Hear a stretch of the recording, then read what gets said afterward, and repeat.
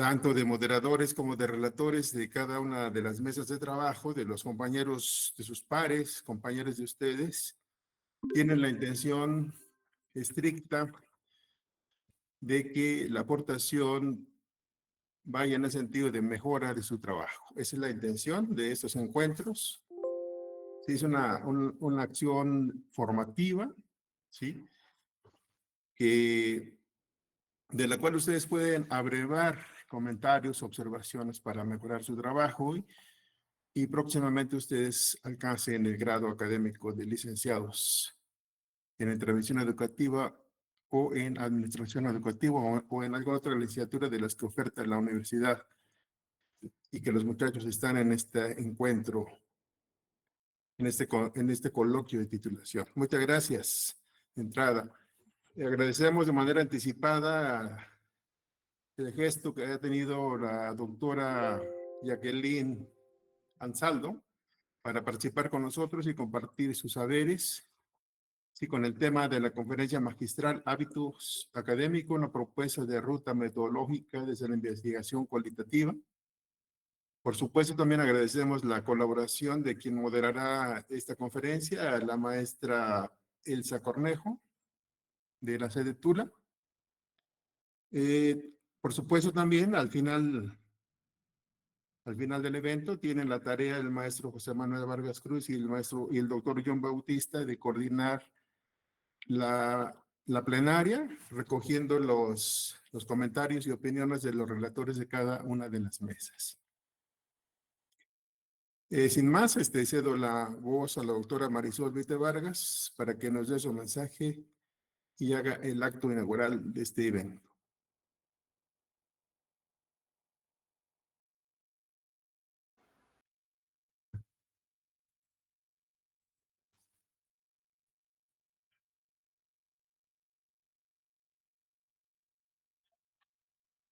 Vamos a esperar un momentito en lo que se conecta.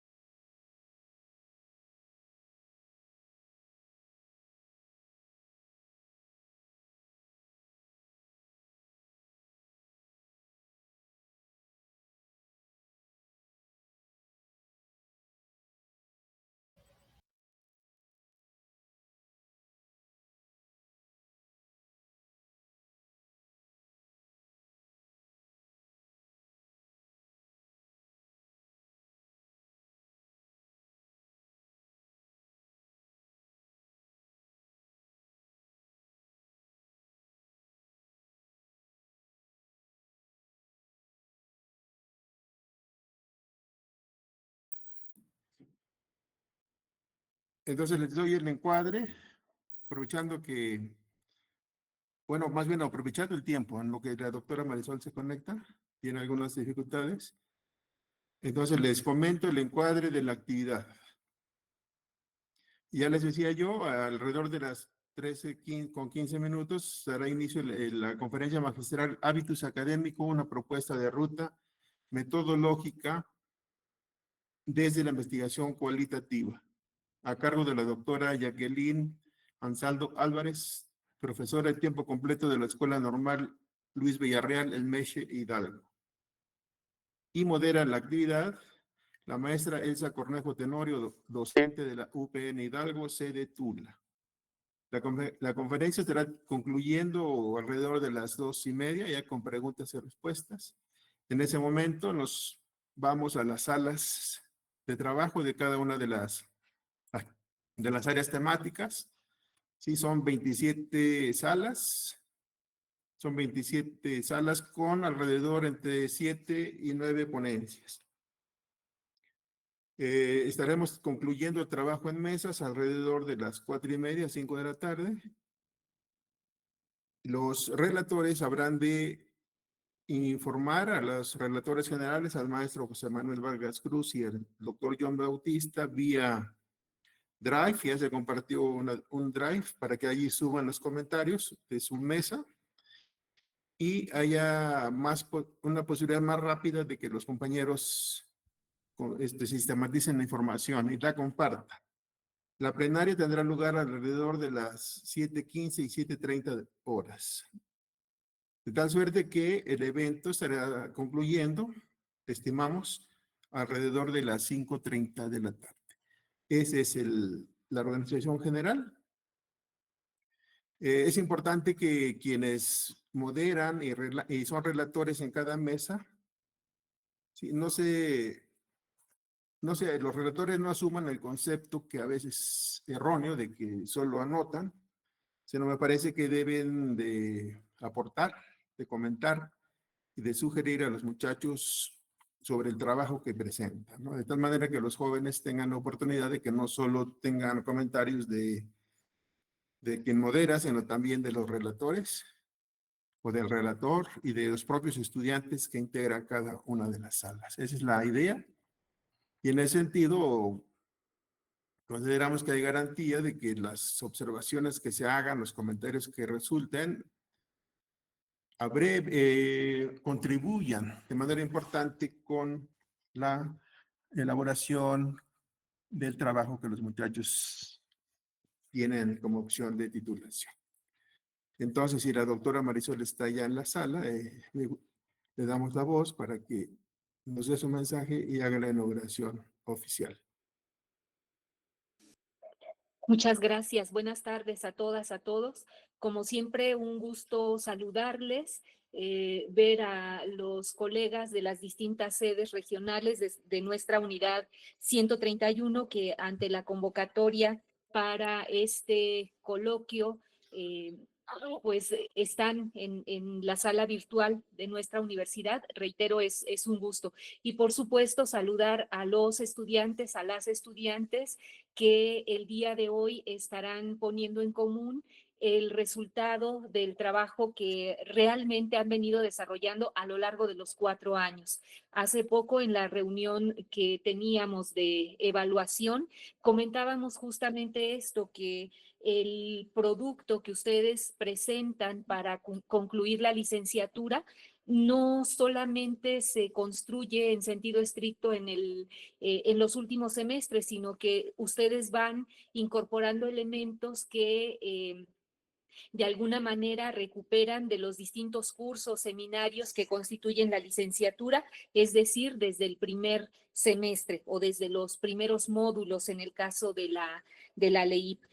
Por ello, el que ahora pues estemos en este espacio para escucharles, para, como bien decía el doctor Eleazar, aportar algunos comentarios a los productos que ustedes presentan el día de hoy, con la intención de establecer un diálogo que permita reconocer los alcances que ustedes han tenido hasta este momento y quizá aquellas cosas que desde la mirada de quienes no hemos participado directamente en la construcción de este documento podamos advertir como susceptibles de mejora o susceptibles de fortalecimiento.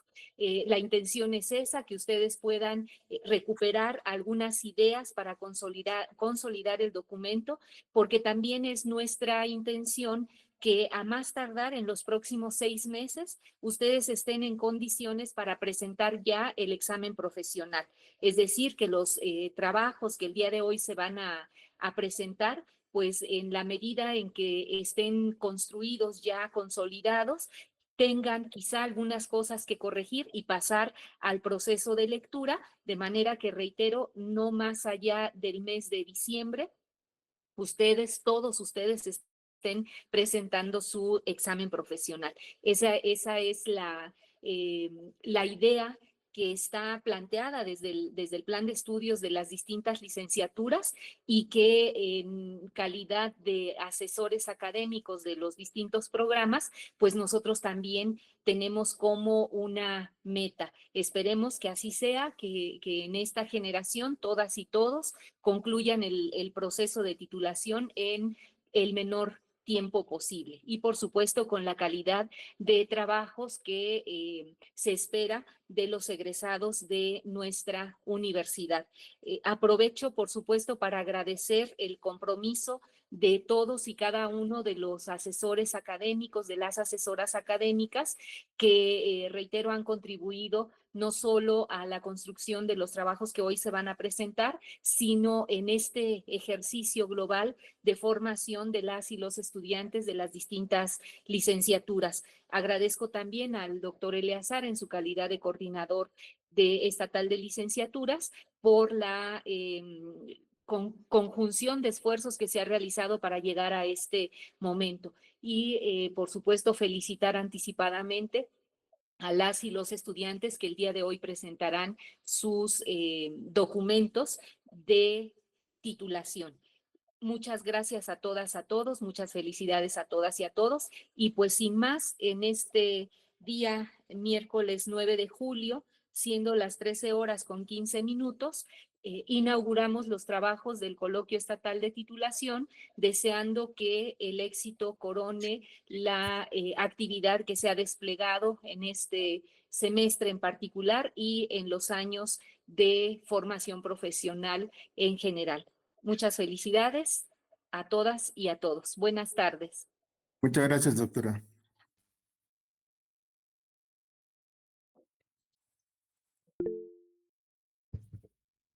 Gracias, muchas gracias. Bueno, como parte del encuadre que ya hice en un momento, vamos a darle la voz al maestro José Manuel Vargas Cruz, el doctor John Bautista, si quisieran agregar algo sobre la dinámica para la plenaria. Bueno, un comentario nada más. Muchas gracias. Muy buenas tardes a todas y todos. Un comentario solamente que no prendo mi video porque me veo como entrecortando de por sí. No tengo la mejor vista, pero se ve muy entrecortada la imagen. Les decía que a los relatores que pudieran hacer el resumen de la mesa, no que nos presentaran, importa mucho los comentarios que le hicieron a cada uno de los ponentes y cada uno de los trabajos, pero necesitamos el resumen de la mesa, las dificultades, las sugerencias que se dieron, que se vertieron de manera general, para a su vez el doctor John y un servidor hacer la relatoría general. Cuando nos ponen cada una de las ponencias, nos es muy difícil en el poco tiempo que tenemos para armar la relatoría general, leer todo y hacer nosotros nuestras conclusiones. Entonces, les pedimos a los relatores sean conclusiones por mesa. Es ese el detalle nada más. Muchísimas gracias. Muchas gracias, maestro. Si hubiera alguna pregunta de logística antes de dar la voz a la siguiente actividad de los relatores. Sí, doctora Marisol. No, más que una pregunta, quisiera aprovechar porque omití saludar a la doctora Jacqueline Ansaldo, veo que está ya aquí en la sala, agradecerle su presencia y por supuesto darle la más cordial de las bienvenidas al espacio virtual de la Universidad Pedagógica. Muchas gracias, doctora. Gracias, maestra. Gracias, doctora. Gracias, doctora Eleazar. Un gusto. Igualmente. Bueno, sin más, entonces cedo la voz a la maestra Elsa, quien va a moderar la conferencia magistral que imparte la doctora Jacqueline Ansaldo Álvarez. Adelante, maestra Elsa. Sí, muchas gracias, doctor Eleazar. Muchas gracias, maestra Marisol. Bienvenida, doctora Jacqueline. Muy bien, pues vamos a iniciar con esta parte de la conferencia. Voy a hacer lectura del currículum, de la ficha curricular de la doctora Jacqueline.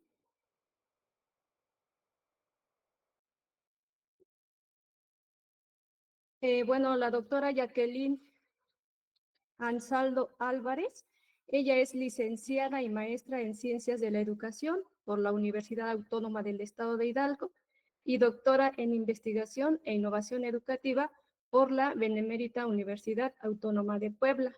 Respecto a su experiencia profesional, ella es profesora de tiempo completo en la Escuela Normal Rural Luis Villarreal. Eso es en el 2024-2025. También es profesora invitada en la Universidad Autónoma del Estado de Morelos, el 2023-2024. También apoyo técnico y académico dentro de la Secretaría de Educación Pública del Estado de Hidalgo, esto en el 2011 al 2024. Algunas líneas de generación y aplicación del conocimiento que ella tiene es respecto a la investigación de la investigación educativa, específicamente respecto a prácticas de investigación educativa, cultura académica y procesos de formación para la investigación. Algunas publicaciones que tiene la doctora Jacqueline en el 2024, un artículo sobre modalidad, resultados de investigación, formación de enclaves y castas académicas en las universidades públicas mexicanas. Igual en el 2024, el capítulo del libro El sentido autopoético del campo académico como campo de luchas, caso de la Universidad Autónoma del Estado de Hidalgo. En el 2023 tiene un artículo sobre modalidad, propuesta metodológica, hábitus académico, aportaciones metodológicas para una construcción conceptual. Respecto a los últimos cursos y ponencias que ella tiene, en el 2024, uno sobre impartición del seminario Teoría Sociológica en la maestría en Ciencias Sociales en la Facultad de Estudios Superiores de la Universidad Autónoma de Morelos. También en el 2024 fue ponente como el campo científico e interés, caso investigadores, Universidad Autónoma del Estado de Hidalgo. En el 2024 también participó como ponente respecto a la cultura académica disciplinar y procesos de globalización en tendencias y tensiones en las universidades públicas mexicanas. En el 2023 tuvo la impartición del seminario Aproximación al campo académico al interior de las universidades públicas mexicanas desde la teoría de la economía de las prácticas sociales de Pierre Bourdieu en la Facultad de Estudios Superiores de Cuautla. Respecto a los últimos cursos impartidos internos, en el 2023, uno sobre teoría y estudios curriculares en la Escuela Normal Rural Villarreal, en el 5º semestre de la licenciatura en educación primaria. En el 2025, principios filosóficos enfocados a la práctica docente contextualizada en la Escuela Normal Rural Luis Villarreal, en 4º semestre, igual en la licenciatura en primaria. En el 2024-2025, un curso sobre aprendizaje en servicio en la Escuela Normal Rural Luis Villarreal, en 7º semestre, en educación primaria. En el 2025, curso sobre metodología de la investigación cualitativa de la Escuela Normal Rural Luis Villarreal, del 6º semestre, en educación primaria. Bueno, estos son algunos nada más de la experiencia y del trabajo profesional que tiene la doctora Jacqueline. Muy bien, pues bienvenida, doctora, y le cedo la palabra y escuchamos su conferencia. Muchas gracias. Gracias, doctora Elsa Cornejo, por la presentación a su servidora. Agradezco también la invitación de la doctora Marisol Vite Vargas, directora general de la UPN Hidalgo, así como la invitación que tuvo a bien hacer a una servidora, el doctor José Eleazar Rocapo García. Bueno, si me permiten, en esta ocasión compartiré con ustedes la conferencia magistral. Me voy a permitir cerrar mi cámara porque de pronto el internet se alenta y no quisiera tener algún tipo de contratiempo. Permítame, por favor.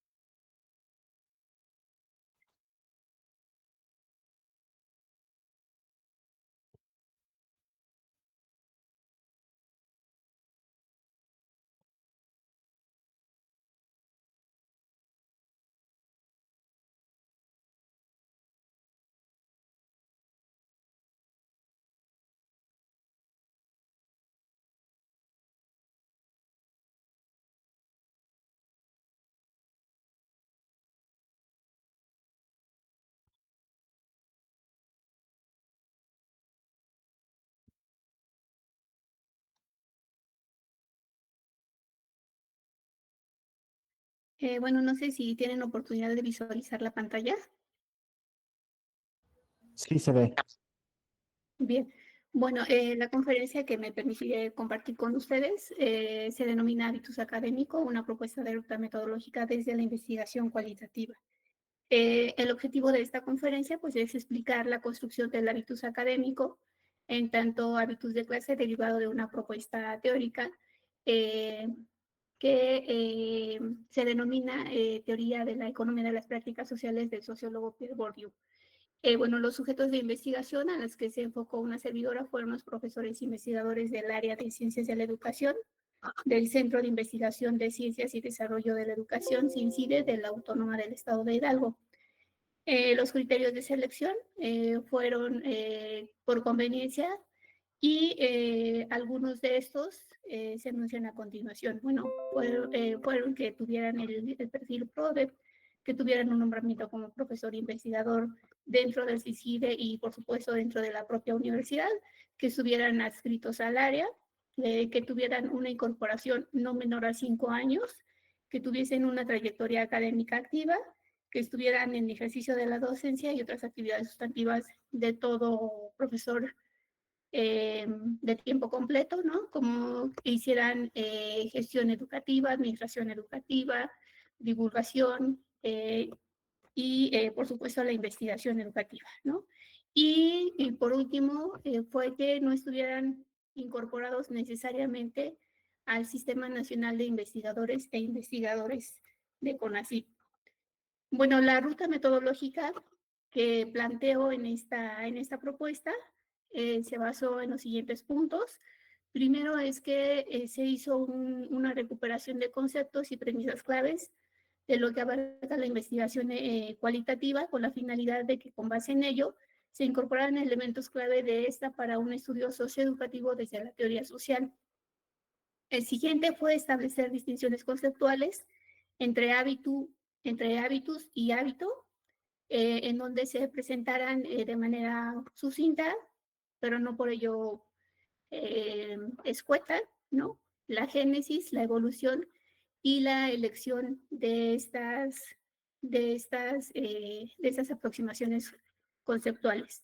El siguiente punto se trató de delimitar categorías analíticas conceptuales desde un enfoque deductivo, ¿no? El siguiente tiene que ver con el diseño, la construcción, el pilotaje y validación de las técnicas y los instrumentos para la recogida de la información y o datos. El siguiente tiene Perdón, que ver, doctora, ¿sí?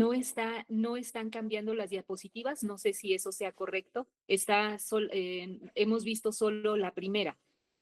Ah, ok, a ver, permítame.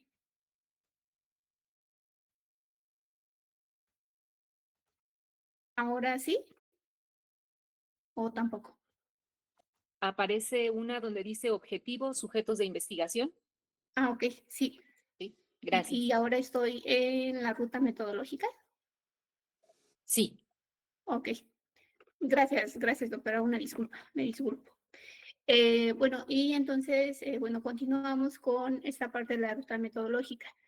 Y vamos en el siguiente punto, ¿no? Que tiene que ver con que se diseñó, se construyó, se piloteó y se validó una serie de técnicas e instrumentos para la recogida de la información y o datos. También se aplicó los instrumentos para el tratamiento del análisis e interpretación de resultados. Y por último, se dio paso a la publicación de resultados. Esa es la ruta metodológica que siguió una servidora, ¿no? Para esta explicación del hábitus académico desde la propuesta de la investigación cualitativa. Bueno, en el punto número 1 que tiene que ver con dar a conocer algunas premisas clave en torno a la investigación cualitativa, ¿no? Se definió el tipo de metodología, ¿no? Que fue el tipo de metodología de tipo cualitativo, valga la redundancia. También se consideró que en este trabajo metodológico se considerara la perspectiva multimetódica de toda investigación cualitativa en tanto investigación flexible, de allí que una servidora recuperara en la parte de las técnicas y los instrumentos, dos técnicas, dos instrumentos, ¿no? Que pudieran validar y dar confiabilidad a la información presentada, ¿no? Aquí también se consideró justamente que se procurara la unión de referentes empírico, teórico y metodológico que plantea precisamente Pierre Bourdieu, y por otro lado el propio Bourdieu con Chambodero y Passer, ¿no? Se supone, o bueno, se supone en términos coloquiales, que el uso de esos referentes tendrían que estar engarzados, ¿no? Justamente desde la observación del problema hasta la propuesta conceptual de la teoría de la economía de las prácticas sociales, con el trabajo metodológico que tiene que ver no solo desde la parte de la elección del paradigma, sino lo que tiene que ver con el análisis, el análisis y la interpretación de resultados, ¿no? Y bueno, con base en ello, se considera que la investigación, en este caso, ¿no? Se incorporará un paradigma de tipo crítico, un enfoque de tipo deductivo, con la salvedad de que cuando se hizo esta investigación, también se incorporó otro enfoque. Para efectos de esta presentación, solo les voy a presentar los resultados que se obtuvieron desde un enfoque deductivo. ¿Por qué desde un enfoque deductivo? Bueno, justamente porque se recuperan las categorías analíticas desde la propuesta derivada de Pierre Bourdieu, ¿no? Como son, en este caso, el concepto de hábitus de clase, hábitus académico, ¿no? No obstante, tengo una publicación reciente en este año por la Revista Latinoamericana de Estudios Educativos, en donde se plantean los otros resultados, se promueven, se difunden los otros resultados desde un enfoque inductivo, ¿no? Entonces, en esa otra publicación, lo que hace una servidora, pues, es dar cuenta de aquello que en la teoría bourdiana no me dio y que, sin embargo, una servidora encontró, ¿no? Y entonces allí doy cuenta de otras categorías emergentes que tienen que ver con formación de enclaves académicos al interior de este centro de investigación y el concepto que tiene que ver con castas académicas. Bueno, también se da a conocer la estrategia metodológica que se recupera para esta investigación, que fue el estudio de casos, la técnica que fue el diseño de una entrevista semiestructurada centrada en el problema y un cuestionario encuesta de tipo cualitativo autocumplimentado. Y por último, los instrumentos que se diseñan es un guión de entrevistas y una batería de preguntas. Para el establecimiento de distinciones conceptuales, se recupera obviamente el concepto de hábitus de clase, ¿no? De Pierre Bourdieu, en donde tiene sus orígenes en la escolástica, ¿no? Y hace énfasis en este concepto que incorpora Aristóteles desde la exis corporal, ¿no? Y desde la disposición habitual. Bueno, ya sabemos, los que conocemos un poco de Bourdieu, que aunque el concepto de hábitus de clase, ha sido pues mayor difundido y por supuesto conocido desde Pierre Bourdieu, pues también tiene otros antecedentes, ¿no? Como son Hegel, Husserl, Weber, Durkheim, Mauss y Panofsky. Y bueno, la base explicativa, ¿no? Precisamente del concepto de hábitus, tiene que ver con eso que se ha adquirido, pero que no se ha encarnado, perdón, de forma duradera en el cuerpo en forma de disposiciones permanentes. Y cuando me refiero en el cuerpo, me refiero al cuerpo de la gente quien practica determinadas prácticas sociales o acciones sociales, ¿no? Y bueno, en ese sentido, tendríamos que hacer una distinción entre el concepto de hábito y el concepto de hábitos, ¿no? Entonces, el concepto de hábito tiene que ver con la reproducción de prácticas en cuanto es estático, mientras que el concepto de hábitos tiene que ver más bien con la producción de prácticas, no con la reproducción de las mismas, sino con una producción de prácticas que es dinámico, que es mutable, que es extraído de la historia de los agentes, ¿no? Entendidos a estos, ¿no? Como individuos biológicos socializados con capacidad de actuar y mutar, ¿no? Y bueno, en ese sentido, cuando empiezo a ver o empiezo a visualizar, a indagar acerca de los conceptos de hábitus, pues efectivamente me doy cuenta que este es un concepto que ha ido evolucionando desde los primeros estudios de Pierre Bourdieu, por ejemplo, en la reproducción, ¿no? Entonces, lo que yo pongo o lo que revelo, ¿no? Es que esa evolución conceptual justamente reside en la propia evolución que tiene Pierre Bourdieu de un joven, pues reciente, ¿no? En sus primeros estudios sobre Argelia, hasta los últimos estudios que tienen que ver, por ejemplo, con la formación del hábitus académicos, ¿no? Y entonces, bueno, ahí en esos resultados, ¿no? Me doy cuenta que esa evolución conceptual tiene que ver también con la madurez cognitiva, por supuesto, y de los planteamientos que hace el propio Bourdieu. Y bueno, entonces para justamente dar cuenta del hábitus de clase, pues yo recupero este concepto de Pierre Bourdieu, el cual tiene que ver con que el hábitus de clase, o justamente también planteado como hábitus de grupo, es un sistema subjetivo, pero no individual, de estructuras interiorizadas, esquemas conocidos de percepción, de concepción y de acción, que constituyen la condición de toda objetivación y de toda percepción. En este tenor de ideas, el hábitus de clase, en cuanto a incorporación de la historia, es el producto de experiencias semejantes o idénticas, ¿no? A partir de este concepto de hábitus de clase, ¿no? Lo que yo me propongo, pues, es justamente visualizarlo como un hábitus académico. ¿Por qué un hábitus académico? Bueno, justamente porque el hábitus académico, ¿no? Es compartido por un grupo de personas, ¿no?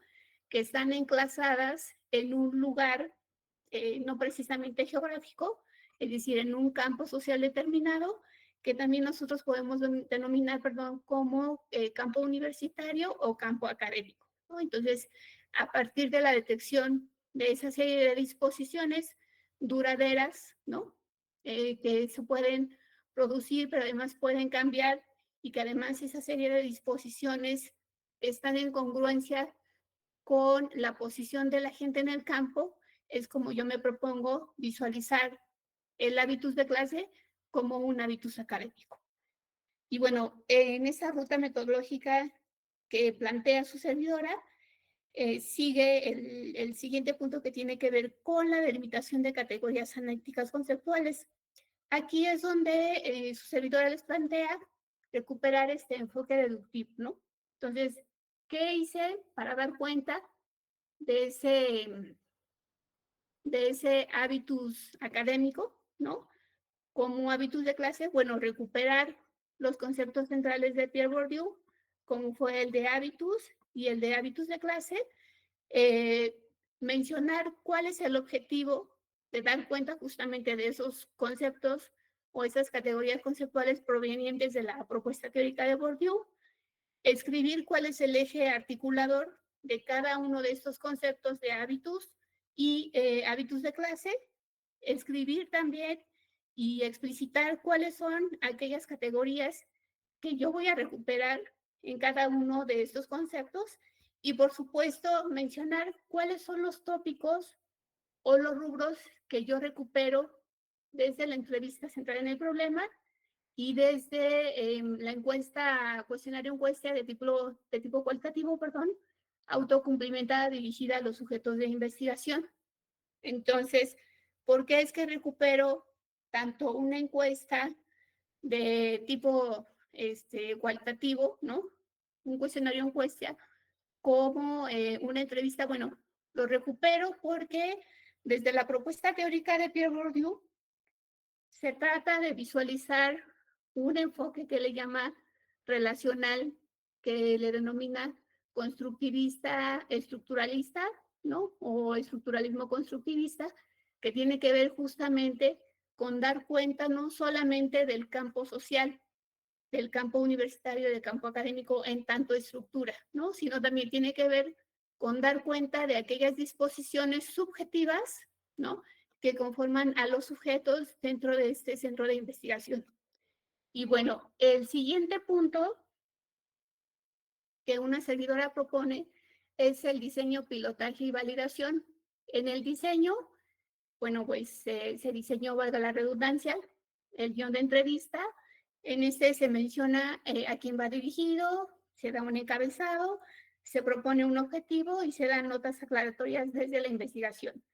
Ese guión de entrevista se conforma por 19 preguntas que justamente como mencionan Guba y Lincoln y Densini y Lincoln, ¿no? Tiene que ver con enfocar las preguntas al qué, al cómo y al por qué, ¿no?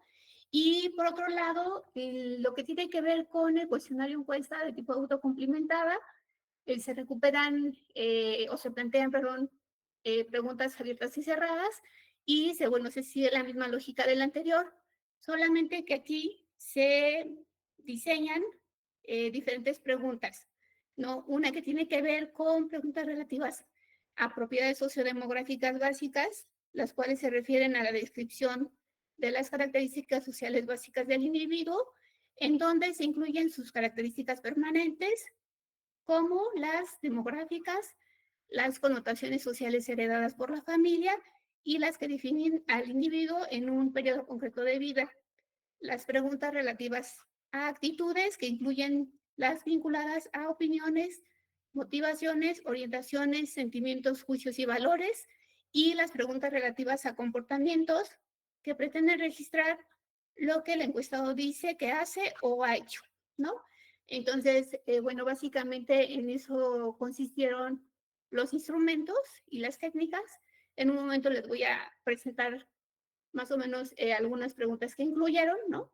El pilotaje que se hizo, se retomaron a 4 profesores investigadores de tiempo completo con características similares a los sujetos de investigación, ¿no? Que al final fueron 8. Y también este instrumento que se diseñó en un primer momento se validó, ¿no? Y bueno, ese proceso de validación fue muy interesante porque, bueno, en ese proceso de validación participó otra profesora investigadora, pero además se permitió realizar un proceso de reconstrucción y aprobación de los instrumentos, ¿no? Entonces, eso fue muy interesante porque eso nos permitió como calibrar pues las preguntas, ¿no? Y ver si efectivamente ese instrumento era confiable de aplicar y si, por otro lado, ¿no? El instrumento al momento de aplicarlo, pues se iba a arrojar la información que buscaba una servidora. En la aplicación de los instrumentos, pues obviamente se tuvo que acceder al campo, ¿no? Hubo algunas limitantes de tipo burocráticas, administrativas, y además esta investigación se realizó en tiempos de pandemia, lo cual también repercutió, ¿no? En la fluidez de todo este proceso administrativo y de gestión. Al final de cuentas, los instrumentos se aplicaron a 8 profesores investigadores de tiempo completo, de los cuales fueron 3 mujeres y 5 hombres, aunque la población de todos estos profesores investigadores constituía un total de 23 personas. Bueno, esa aplicación de instrumentos duró 20 días, ¿no?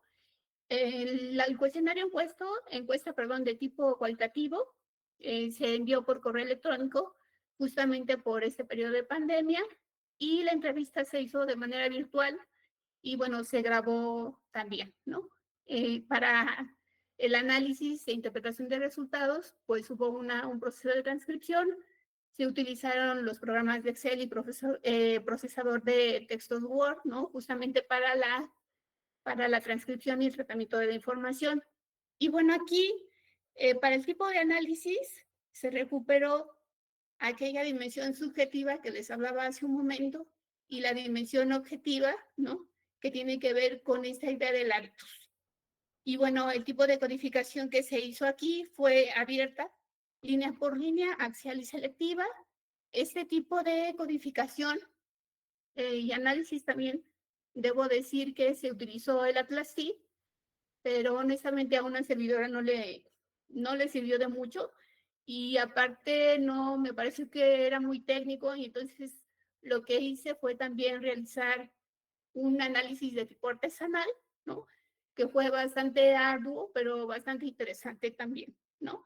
Y bueno, aquí los códigos generados que se incorporaron desde la metodología de investigación cualitativa fue los códigos in vivo y los códigos construidos.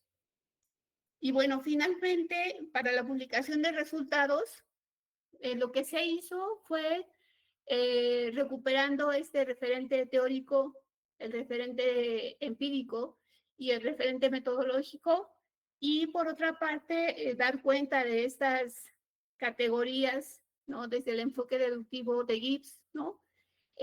Fue publicar estos resultados con base, ¿no? A lo que yo había considerado como un hábitus de clase, como hábitus académico, ¿no? Entonces, lo que yo me encontré, pues fue lo siguiente, ¿no? Y que, bueno, me voy a permitir compartir con ustedes. Yo planteo que el hábitus académico, como el hábitus de clase, ¿no? Se pueden caracterizar los siguientes puntos, ¿no? El primero tiene que ver con que los procesos de formación escolar y académicos en los que han estado expuestos los académicos se inscriben en los campos disciplinares de ciencias sociales, humanas y de la conducta que están incorporados a las universidades públicas mexicanas. El segundo es que encuentro es que las relaciones objetivas o externas en las que han estado propensos los académicos se asocian a los campos académico y educativos. El tercero es que los procesos de formación continua corresponden a las estructuras estructurantes y estructuradas en las que ha estado inmerso el académico, mismos que están en constante construcción y reconstrucción y ceñidos a las ciencias de la educación. El siguiente es que los estudios de grado y posgrado de los académicos se vinculan a los capitales culturales, simbólicos y sociales que son exigidos en los campos educativos y académicos que legitiman y homologan los conocimientos y las habilidades en la investigación educativa. El siguiente es que las actividades desarrolladas dentro de los cuerpos académicos atienden las diversas disposiciones contenidas en la política científica y la política pública mexicana en materia de docencia, investigación, difusión, tutelaje y gestión académica, que son afines a sus áreas de conocimiento respectivas, articuladas a su vez para consolidar los cuerpos académicos al interior del área de ciencias de la educación. El siguiente es que los cargos o nombramientos que ostentan o han ostentado los académicos, así como los reconocimientos otorgados, corresponden a un sistema de recompensa en los campos educativos y científicos asociados a los créditos y a las experiencias basadas en una serie de aprendizajes colectivos o individuales con incidencia en la administración y o en la gestión educativa o académica. Y bueno, finalmente, lo que una servidora da cuenta, ¿no? Es que como los gustos, el sistema de valores, intereses o actividades también son parte de esos hábitos de clase o hábitos académicos, ¿no? Es que están presentes también en los académicos con influencia en la academia. Y bueno, yo preciso que justamente son componentes de un hábitus de clase, por cuanto devienen de una historia colectiva, fungiendo en el campo académico como un elemento de clasamiento, es decir, como un sistema de clases, y en consecuencia de distinción, ¿no? Entre los anteriores, los que advierto son los siguientes. Es que el interés, hay un interés por el aprendizaje, consumo, producción del conocimiento en idiomas distintos a la lengua materna, principalmente el inglés. El siguiente es el que tiene que ver con que el sistema de valores que ejercen estos académicos al interior de los cuerpos académicos es una extensión del sistema de valores interiorizados desde el campo familiar, ¿no? Y bueno, algunos valores que yo logré visualizar como parte de este hábitus de clase, pues fueron la honestidad, la congruencia, el compromiso, la disciplina, la responsabilidad, la solidaridad, la empatía, el respeto y la participación. También doy cuenta de que la elección que hacen los académicos respecto del modo y del medio por el cual informarse o no, surge de una serie de principios de juicio colectivo que está relacionado con lo que para ellos representa informarse de manera crítica, con la mayor veracidad posible y desde una perspectiva actual.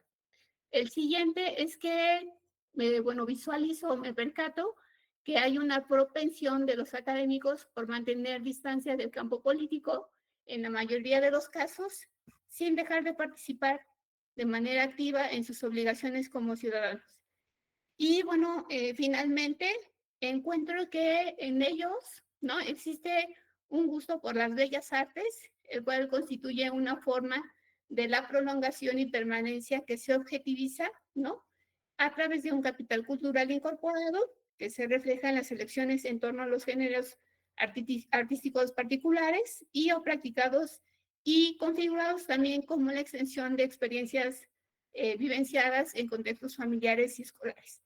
Entonces, lo que doy cuenta o lo que da cuenta a partir de estos resultados es que efectivamente, pues al interior de este centro de investigación hay un hábitus de clase, ¿no? Un hábitus académico, en donde justamente ese grupo de personas o ese grupo de agentes, como plantea Pierre Bourdieu, individuos biológicos socializados, ¿no?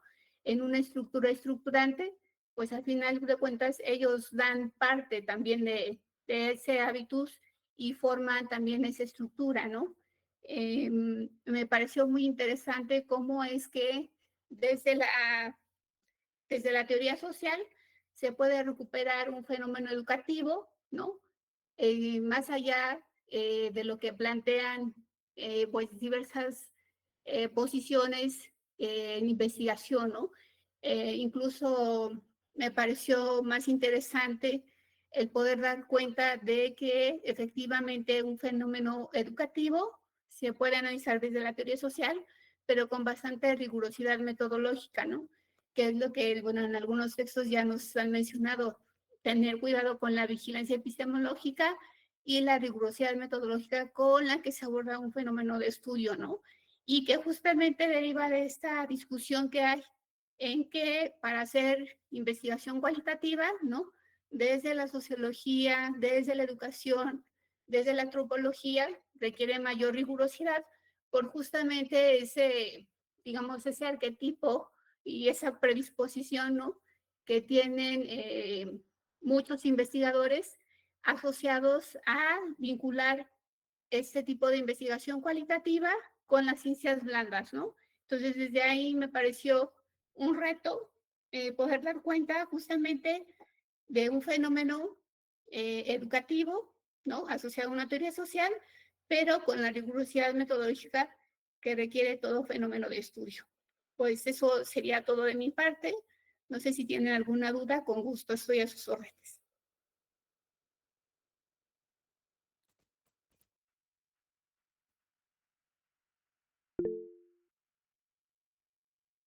Muy bien, muchas gracias, doctora. Em, no sé si guste quitar la presentación. Sí, claro, permítanme un segundo.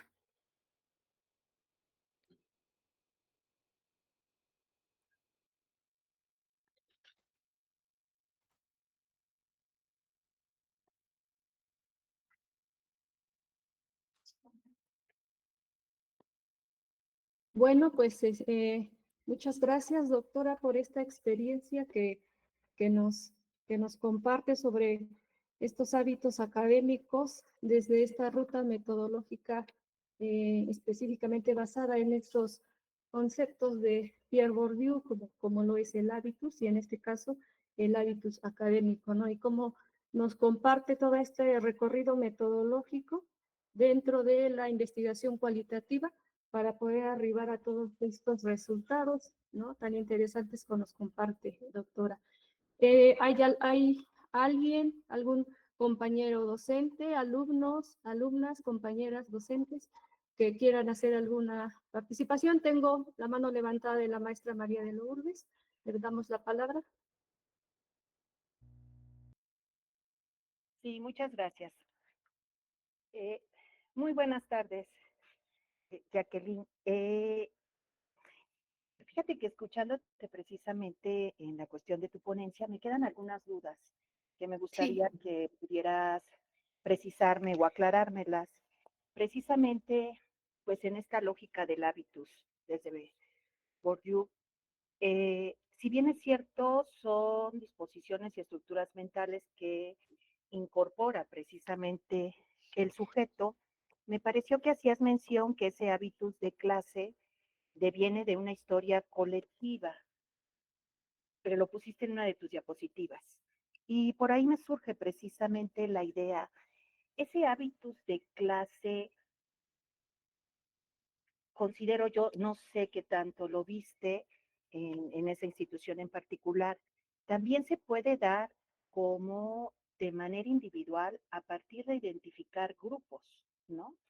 Me imagino que grupos por la formación académica que tienen, por la misma área disciplinaria en la que trabajan, o también por la historia o antigüedad dentro de la institución. Me gustaría saber qué tanto precisamente lo viste o lo observaste o no, o sea, no solo cómo entendería eso de una historia colectiva y qué peso tendría que ese interés por pertenecer a ese colectivo esté aunado por unos factores como particulares. Y el otro, también señalabas en una de las diapositivas, que mostraban una distancia del campo político, pero no por ello dejaban sus obligaciones ciudadanas. Entonces, sí me gustaría distinguir entre esa distancia del campo político como por ser ajeno a problemáticas de un interés personal, ¿no? Digamos ahorita cómo se están manifestando, están peleando por sus derechos los profesores, ¿cómo veríamos eso de distancia del campo político?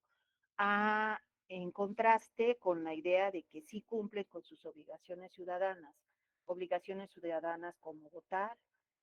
No sé, si me pudieras aclarar por ahí. Muchísimas gracias. Perdón, No escuché. perdón, maestra Lulu. No sé si me pudiera plantear la pregunta porque tuve un problema de conexión y al parecer me desconecté y no la escuché totalmente su pregunta, si es tan amable.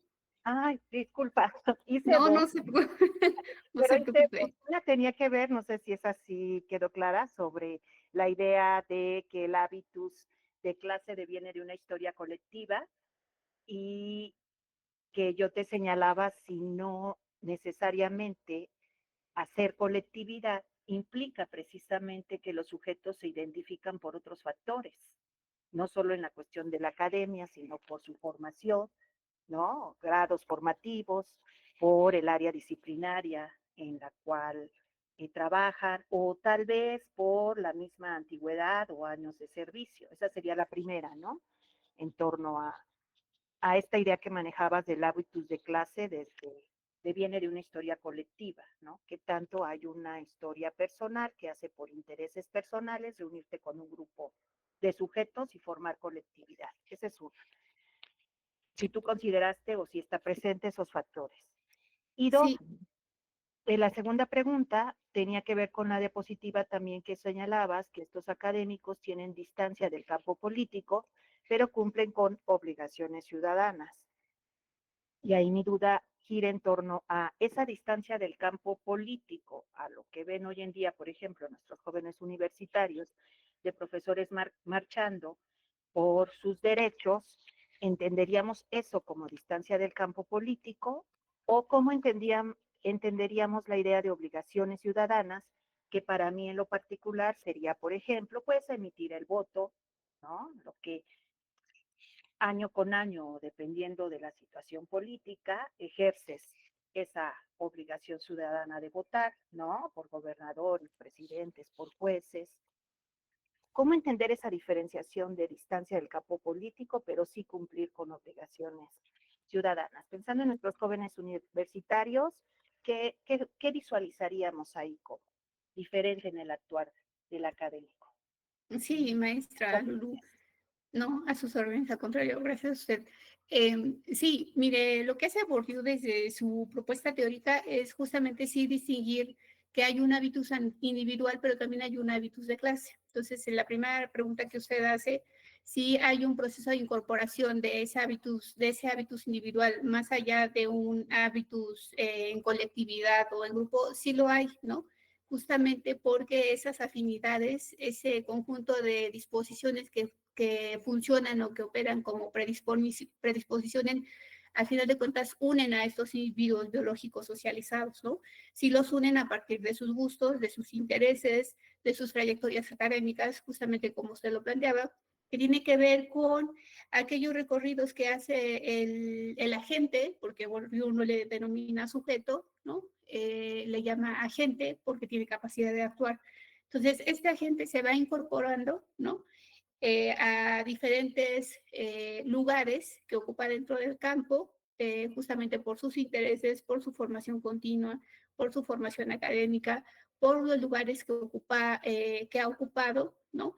No solamente dentro del campo académico, sino también dentro del campo escolar y del campo universitario, ¿no? Entonces, todo eso hace que estos individuos se unan, ¿no? Y que al final de cuentas conformen grupos determinados, ¿no? Que Bourdieu le denomina sistemas de enclasamiento, ¿no? Conforman ellos un sistema de clases, ¿no?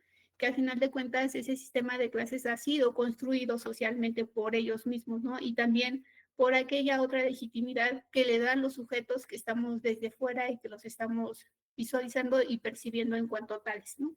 Entonces sí, porque en esta idea de el sistema de clasamiento que menciona Bourdieu y en este planteo teórico que hace sobre el hábitus de clase, se recupera no solamente ese tipo de trayectorias, ¿no? Trayectorias académicas, sociales, formativas, sino también se incorporan los gustos, los valores, ¿no?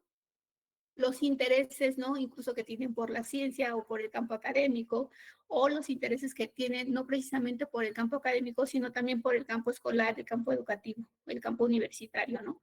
Entonces sí, coexiste esta parte de lo individual, ¿no?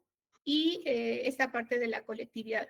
Para el caso de esta investigación, obviamente se recuperó el hábitus de clase, ¿no? Porque estábamos dando cuenta de cuál era el hábitus académico de todo este grupo de investigadores al interior de la universidad. Pero sí existe, maestra. De hecho, lo que hace Pierre Bourdieu es recuperar un sistema de ejes articuladores, ¿no? Que, valga la redundancia, articulan y dan consistencia y coherencia de esos hábitos de clase, ¿no? Al interior de la academia. Él los divide y lo distingue en una serie de características muy puntuales que justamente describe en el libro de hábitos académico, por cierto, y en otro libro que él publica que tiene que ver con el campo científico. Pero sí existe y además eso también se recupera de la teoría de Bourdieu, ¿no?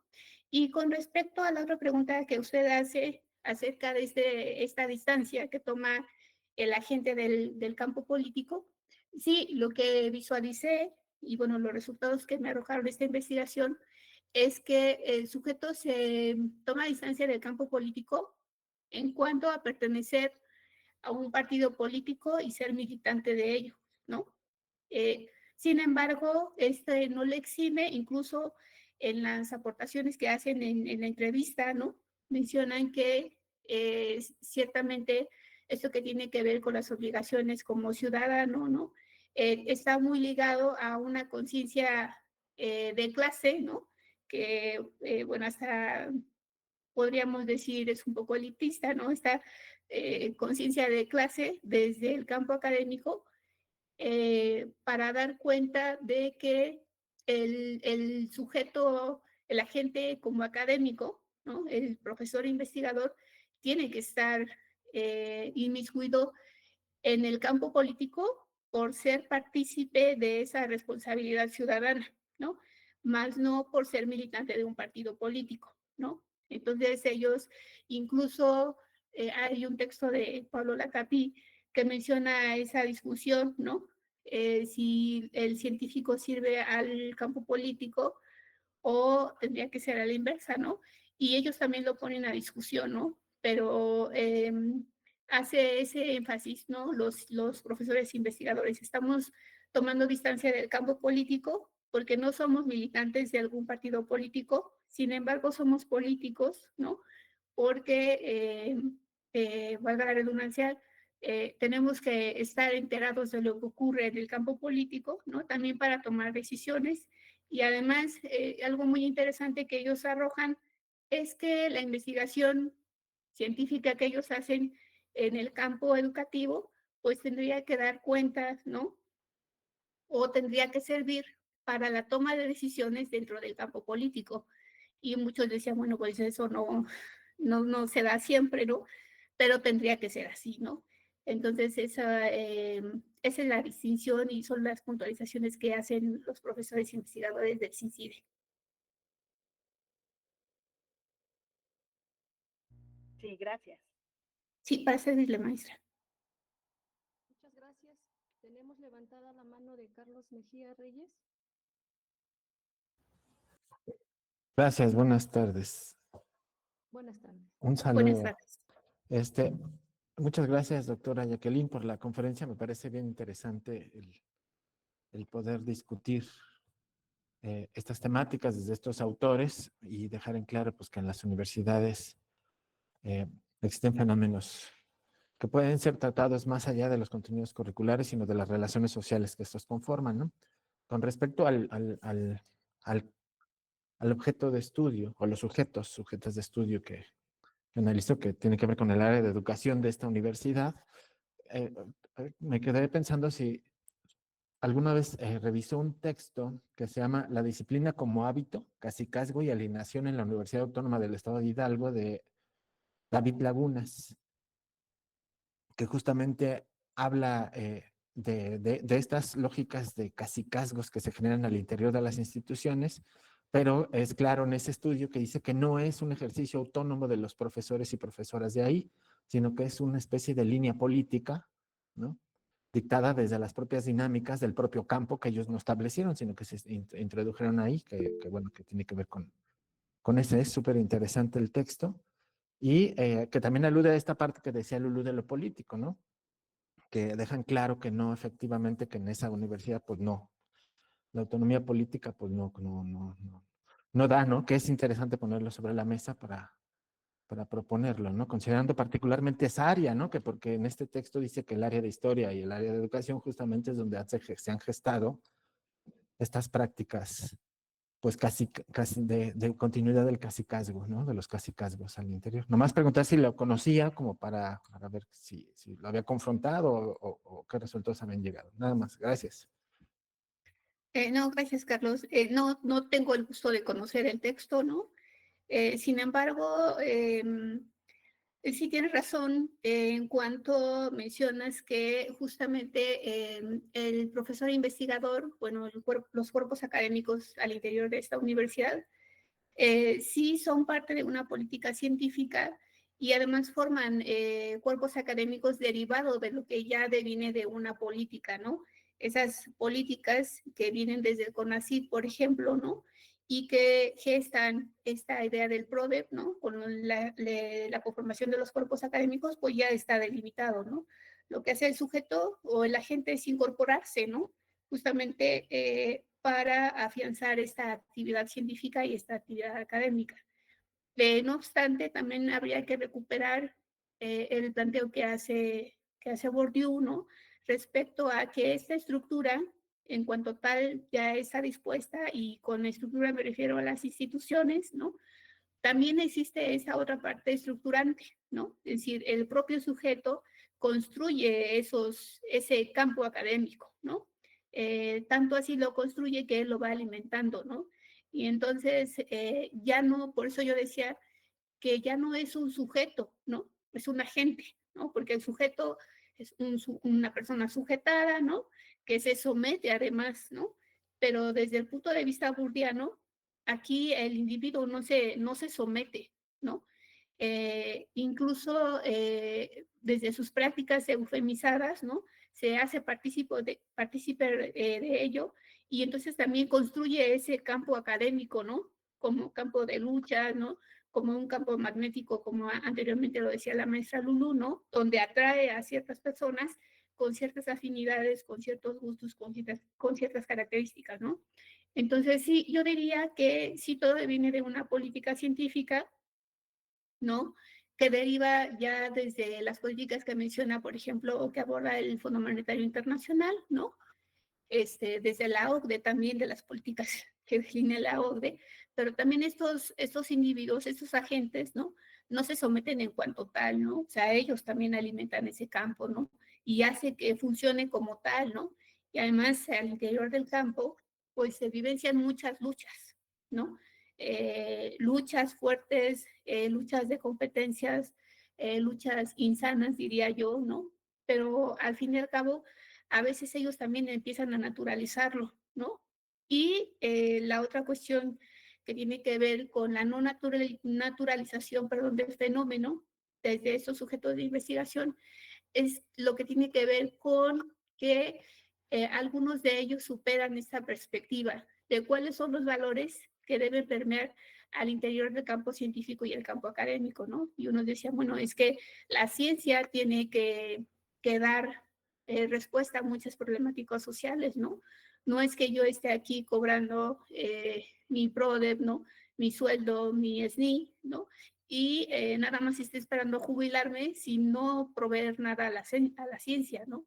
Entonces, esa es otra parte, ¿no? Y otros decían, bueno, es que aquí los cuerpos académicos se conforman, porque bueno, ya está publicado en el Diario Oficial de la Federación, las reglas de operación del PRODE, ¿no? Bla, bla, bla, y entonces nos tenemos que, digamos, adscribir a ellas si queremos tener una percepción monetaria mayor, ¿no? Si queremos tener reconocimiento, por ejemplo, por parte de CONACYT, etcétera, ¿no? Entonces, existen esas diferencias, esas diferentes, perdón, percepciones, ¿no? Pero yo insisto, el agente desde ese punto de vista no es un agente sometido, ¿no? Y tampoco está sujetado. El agente puede ser un transfuga de ese campo, ¿no? Y puede salirse cuando él quiera, pero al final de cuentas no quiere. ¿Por qué?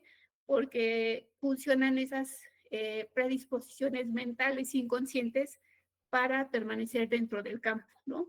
Entonces, no he tenido el gusto de leer este texto que me haces mención, pero sería interesante leerlo y ver cómo es que esta persona aborda ese problema, ¿no? Que al final de cuentas, pues a todos nos atañe, porque, bueno, los que estamos aquí ejercemos la docencia o tal vez también somos parte de un cuerpo académico, que es interesante visualizar cómo opera, ¿no? Al interior de las distintas universidades, porque esa también es otra cuestión, ¿no?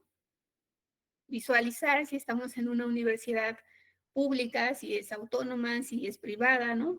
Cuáles son las luchas que se tejen desde el campo político, ¿no? Asociado al campo universitario, entre otras cosas.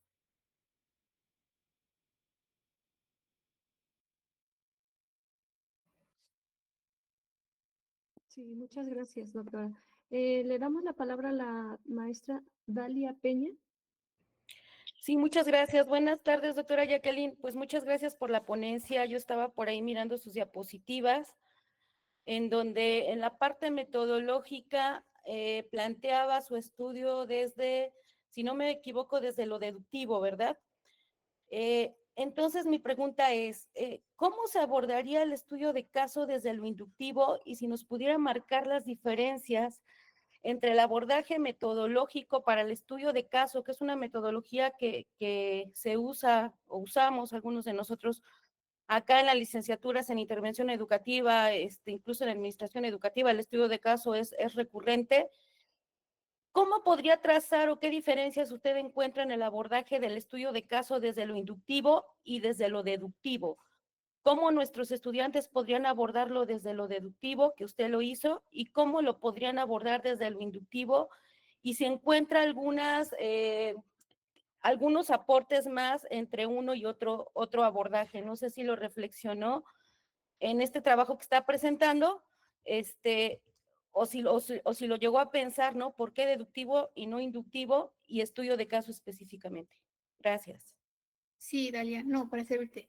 Sí, mira, como les mencionaba en este punto de la presentación, su servidora tuvo oportunidad de trabajar con los dos enfoques, el deductivo y el inductivo, ¿no? El deductivo, ¿por qué lo especifico así desde la propuesta teórica que hace Gibbs? Porque justamente las categorías que yo manejo, ¿no? Ya vienen predispuestas y dispuestas desde la teoría de Bourdieu, ¿no? como es el hábitus y el hábitus de clase, ¿no? Ya, bueno, si alguna vez tengo oportunidad de compartir con ustedes todo el proyecto en general, van a visualizar que incorporó otras categorías, ¿no? Por ejemplo, el de campo, ¿no? El de campo universitario, campo académico, ¿no? Eh, e incorporo otras categorías que tienen que ver con la teoría sustantiva de Bourdieu, por ejemplo, el de interés, el de ilusio, ¿no? Etcétera, etcétera, ¿no? Entonces, ¿por qué es deductivo? Porque esas categorías que yo recupero y a partir de las cuales hago el análisis e interpretación de la información y de los datos, ¿no? Para dar cuenta justamente de los resultados, pues lo hago a partir de ya las categorías que vienen predispuestas desde la teoría de Bourdieu, ¿no? O sea, esas son las categorías y a esas categorías yo me afianzo y digamos, yo me alineo para dar cuenta de ello, ¿no? Porque mi objetivo era ese, ¿no? Dar cuenta del hábitus de clase de Pierre Bourdieu, ¿no? Dar cuenta, perdón, del hábitus académico derivado del hábitus de clase. Entonces, el hábitus de clase es una propuesta que ya viene desde Bourdieu, ¿no? Entonces, por eso es que yo planteo que es de tipo deductivo, porque yo solo deduzco, ¿no? Desde la teoría, ¿no? Deduzco y doy cuenta del logro del objetivo general en mi investigación o no, incluso de los objetivos, a partir de la teoría. Y lo otro que no di cuenta aquí y que sin embargo también doy a conocer en otro artículo que publico es este otro enfoque inductivo. Es decir, ¿qué de aquello que pude observar la teoría burdiana no me dio, o sea, no me alcanzó, ¿no? Por ejemplo, hubo fenómenos que yo visualizo que son bastante fuertes, ¿no? En esta investigación, que visualizo, que observo, ¿no? Pero que la teoría burdiana no me alcanza para eso, ¿no? Entonces, yo observo allí eh, que existen enclaves académicos, ¿no? Que funcionan, ¿no? Que operan como esos enclaves papales, ¿no? O que están en otros campos sociales, ¿no? Y también doy cuenta de que al interior de estos enclaves académicos hay castas académicas, se definen por ese sistema de clasamiento, ¿no? Que Bourdieu en su teoría no lo desarrolla de manera amplia y acabada, ¿no? Pero que yo observo que existe, ¿no? Entonces, en ese trabajo de carácter inductivo, yo visualizo que hay casas académicas, ¿no? Y que hay enclaves académicos que funcionan y operan según también la afinidad de estos agentes, ¿no? Y bueno, ¿por qué yo digo que es inductivo? Porque justamente la teoría no me alcanzó, no me lo dio, ¿no? Y entonces yo tengo que hacer un ejercicio de inducción, ¿no? Justamente de construcción, que es a la inversa de lo que propone Gibbs, ¿no? En una parte deduzco, ¿no? Derivado de la teoría y doy cuenta del fenómeno y de la problemática, y en la otra parte yo induzco, ¿no? Pues ¿cómo me induzco? Pues me sumerjo, hago este ejercicio de inmersión, ¿no? En el campo, ¿no? Hago todo este proceso de investigación, ¿no? Y entonces a partir de ello empiezo a generar otras categorías analíticas que me dan cuenta de esa problemática, ¿no? Entonces, sí hago esos dos ejercicios, no obstante, no aquí no presento ese otro enfoque, pero sí lo hago si tienen oportunidad de visualizar de leer, perdón, esa otra publicación, allí encontrarán y eso lo presento de manera muy ilustrativa eh, con algunas figuras, pero además también se sustenta desde lo que me arrojan los sujetos de investigación, ¿no? Entonces, bueno, no sé si contesto tu pregunta, Dalia. Bueno, es una lástima que no se haya tenido el tiempo para mirar esto, ¿no? Porque me parece interesante cómo a partir de lo inductivo se cuestiona la teoría, ¿no? Incluso se empieza a explicar las realidades encontradas desde otras teorías, incluso a generar nuevo conocimiento. Pero claro que sí, muchísimas gracias, doctora Jacqueline. Para servirte, Dalia. Muchas gracias. ¿Hay alguna otra pregunta, comentario de alguien más? No veo ninguna otra mano levantada.